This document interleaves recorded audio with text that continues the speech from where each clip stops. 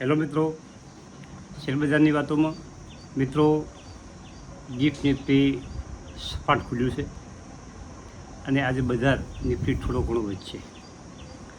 America અને Iran વચ્ચે યુદ્ધ વિરામ માટે જે ડીલ થવાની હતી એ થઈ ગઈ છે અને 14 મુદ્દા ઉપર હસ્તાક્ષર થઈ ગયા.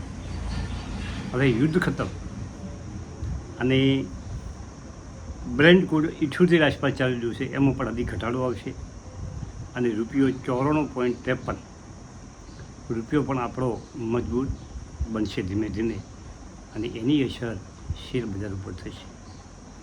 શેર બજાર ધીમે ધીમે સુધારા ઉપર છે અને નિફ્ટી કાલે 24,085 ઉપર બંધ રહ્યો. 101 પોઈન્ટનો વધારો હતો. હવે કાલે મોટા ભાગની કોમેન્ટો આવી મિત્રો શેર વિશેની અને એનું આજે લખી અને વિડીયો કાલે અથવા પરમ દિવસે આવી જશે. પરંતુ એક વિનંતી કરવાની છે તમને બધાને કે 38 કોમેન્ટો આવી છે, બધી શેર વિશે છે અને ખાસ વિનંતી છે કે અંગ્રેજીમાં શેરનું પૂરેપૂરું નામ લખો મિત્રો. ઘણી વખત લખવાથી તમે જે કહેતા હોય એનાથી બીજા શેરની માહિતી કદાચ તમને મળી જાય. એટલે અંગ્રેજીમાં જે ધારો કે તમે મની કંટ્રોલમાં જે નામ ચાલતું હોય, કંપનીનું આખું નામ હોય, એ વ્યવસ્થિત કોમેન્ટ કરવા ખાસ મારી તમને વિનંતી છે. હવે બીજી વાત છે કે રોયલ એન્જિનિયરિંગ કાલે 9.5% વધારો, એને આગલે દિવસે વધ્યો. 2 દિવસથી સતત વધતો છે. 70 રૂપિયાથી સીધો વધીને 87.63 ઉપર કાલે બંધ રહ્યો. ખૂબ સરસ વધ્યો છે અને જેને મારા વિડીયોને કારણે કોઈ લીધા હોય એ બધાને ફાયદો છે. એનો નવો જે 83નો હાઈ હતો એ 87 બનાવી દીધો છે અને ધીમે ધીમે એ 100 રૂપિયા આસપાસ જઈ છે. આજે લોઇડ એન્જિનિયરિંગની આપણે લોઇડ સ્ટીલ બોલવામાં એનું નામ પહેલું લોઇડ સ્ટીલ હતું.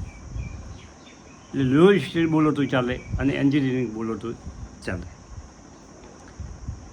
એને આજે બોર્ડ બેઠક છે અને એને આગલા વર્ષે 1 વર્ષ પહેલાં એને આડી શેર ફંડ જુટાવવા માટે શેર બહાર પાડ્યા હતા અને 2 હપ્તામાં પૈસા લીધા હતા અને આ મિટિંગમાં પણ એ વધારાનું ફંડ બિઝનેસ માટે શેર ધારકોમાંથી લેવા માટેની વિચારણા છે. હવે એની પાકી માહિતી આજે આપણને એની બોર્ડ બેઠક પછી મળશે અને એના કારણે આ શેર વધી ગયો છે અથવા તો કોઈ બીજી યોજના હોય એની આજ પૂરી માહિતી મળશે તો આપણે કાલે વિડીયોમાં એની વિશેની વાત કરીશું. પારસ ડિફેન્સનો સ્ટોક અને ઓના તો વિડીયો કોઈ બનાવ્યા છે ને, કોઈ પણ વિડીયોમાં પારસ ડિફેન્સની વાત ન કરી હોય એવું બન્યું નથી. આ બધા મારા પોર્ટફોલિયોના શેરોની હું વાત કરું છું. 1285 1300 પોકીને પાછો થોડોક આવ્યો. એક જ દિવસમાં 196 રૂપિયા 18%નો વધારો. જો તમારા પાસે સારી ક્વોન્ટિટી હોય તો સરસ મજા આવી જાય આવી કંપનીઓમાં. અને એના જેવો બીજો સ્ટોક છે એપોલો માઇક્રો સિસ્ટમ મિત્રો. એ 52 વીકા હેવ પર ચાલે છે પણ થોડી ક્વોન્ટિટી ઘટે એટલે લેવાની ચાલુ રાખો તો ભેગું થાય તો સારા શેરો ભેગા થાય. હવે ધારો કે આ લોયડ છે, એપોલો માઇક્રો છે, પારસ ડિફેન્સ છે, આ તારી તમે લ્યો અને 10% ઘટી જાય. ધારો કે કોઈ લીધા હોય ને ખૂબ નફો થતો હોય વેચવાવાળા આવે, શેરમાં કોઈ ખરાબી નથી. એટલે લેવામાં ક્વોન્ટિટી પહેલેથી જ એવી ટેવ પાડવાની કે તમારે લેવા હોય એમાં થોડો એકઠા કરો એટલે કદાચ તમે ઊંચા ભાવે લેવાના હોય, નીચા ભાવે લેવાના, એવરેજ તમારું મથાળું સરખું થાય. અને મિત્રો ઘટાડા બજારમાં ઇન્વેસ્ટ કરવું એ ચતુરાઈનું કામ છે. અને જ્યોતિ રિઝલ્ટ કાલે 1000 ઉપર નીકળી ગયો. આ 1400, 1500, 1700 પહોંચેલો અને અહીંયાથી ઘટીને સીટ 700 આવ્યો.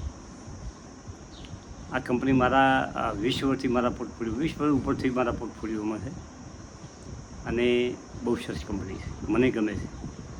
અને આ નાની કંપનીઓની ખાસિયત એ છે જેનું માર્કેટ કેપ નાનું છે એટલે નાની કંપની, એ ખૂબ વધે અને ખૂબ ઘટે, એ જીગરવાળાનું કામ છે. મિત્રો તમે લીધા પછી કદાચ કાં તો શું ઊંચા મથાળે લેવલ જો હોય ને અહીંયાથી ખૂબ ઘટે, 50% ઘટે, 70% ઘટે, પણ તમારે ચેક કરતું રહેવું છે કારણ શું છે. એટલે જ્યોતિ રીઝનમાં કારણ એક છે કે એમાં જે શરૂઆતમાં એના નફોને વેચાણ જે ડબલ દર વર્ષે થતા હતા ને એ ડબલ નથી થતા. છેલ્લા 2 વર્ષથી વેચાણમાં ઘટાડો નથી પણ ઘણો વધારો નથી, નફામાં ઘણો વધારો નથી, એ પ્રમાણે હેડ્યું જાય છે. માણસ ખૂબ પ્રગતિ કર્યા પછી ધારો કે 1ના 10 થાય, 10ના 20 થાય, 20ના 100 થાય, પછી 10,000ના 10,000 બીજા કરવા હોય એટલે ડબલ ના થાય. આવું બધું હોતું હોય છે, પણ એમાં ચિંતા કરવાની છે. એટલે ફંડામેન્ટ બહુ મજબૂત છે જ્યોતિ રીઝનમાં, કામ પણ સારું છે. એટલે સાચવીને શેર બજારમાં જ્યારે ઘટાડો હોય ત્યારે એન્ટ્રી લઈ લેવી. પછી જો વિડીયો તો બનાવવાવાળા વિડીયો બનાવે, પણ બહુ ધીમેથી શેર બજારમાં એન્ટ્રી કરવી, સમજી વિચારીને એન્ટ્રી કરવી, બરાબર. કે કદાચ હવે અમારા જેવા તો ઘડાયેલા માણસો હોય ને અમને અનુભવ હોય એટલે અમે કદાચ ઉછાળામાં લઈ લ્યા અને 1-2% વેચાણ હોય તો ઘાટી નાખ, બરાબર છે. ઘટે તો ઘાટી નાખો હોય તો ઘાટી નાખ, પણ શરૂઆતના સ્ટેજમાં ઘટાડામાં તમને જે કંપની ગમતી હોય એના શેર થતું રહેવાનું. આજે 80 જઈને 70 આવ્યો, 70થી થોડોક નાચ્યો 69 કે 67 સુધી નીચો જતો હતો. હમણાં આ 10 દિવસ પહેલાં લોઇડ સ્ટીલ પારસ ડિફેન્સ માર્ચમાં 700 રૂપિયા જતો, આજે 1300 રૂપિયા. એટલે આ બધું શેર બજારમાં રહેવાનું. પણ જેના પોર્ટફોલિયોમાં પડ્યા હોય એમને મોજ કરવાની છે. પછી બધા કહે છે કે આટલો બધો વધ્યો છે અને પ્રોફિટ બુકિંગ કરવું હોય તો જો મિત્રો પ્રોફિટ બુક કરવું હોય તો તમારા શેરની તમારી મરજી, તમે કરી શકો છો. પણ સારી કંપની જો પકડાઈ ગઈ હોય, હવે આ જો 1300 થશે તો ઘટે ખરો કે હવે ઘટશે જ નહીં એવું કોઈ હોતું નથી, ગમે ઘટી શકે. જેને પ્રોફિટ બુકિંગ કરવું હોય એ કરી શકે, સારા વધેલા શેરમાં પ્રોફિટ થતું હોય.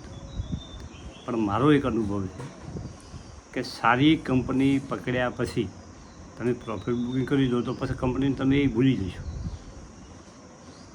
અને એ કંપની 2000 જશે ત્યારે તમને થાય કે ઓહો આ કંપની તો મારા પોર્ટફોલિયોમાં હતી પણ મેં એ વખતે આ આટલા ભાવમાં વેચી દીધી, મને નફો મળતો હતો, રાખી હોત તો મારે ફાયદો.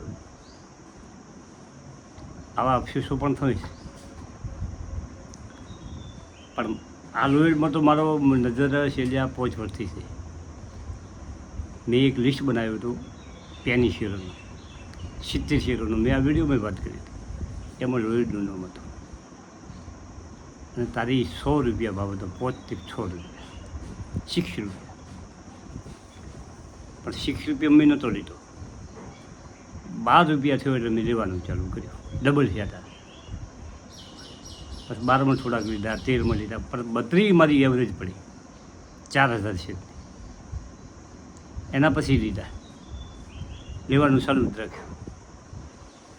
આજે સારી ક્વોન્ટિટી આપણા પાસે પડી છે લોઇડની છે. એના પછી બીજો નંબર આવ્યો પારસ ડિફેન્સનો. IPO લાગ્યા પછી એમાં પણ થોડી ક્વોન્ટિટી ચાલુ કરી. એટલે 2 કંપનીમાં સારું પ્રોફિટ છે. જ્યોતિ રીઝનમાં ખૂબ પ્રોફિટ છે, ગજબનું પ્રોફિટ છે. પણ વધ્યા પછીનું જે પ્રોફિટ ગણો ને તો એમાં નુકસાન છે. આ બધું રહેવાનું. થેન્ક યુ, આભાર.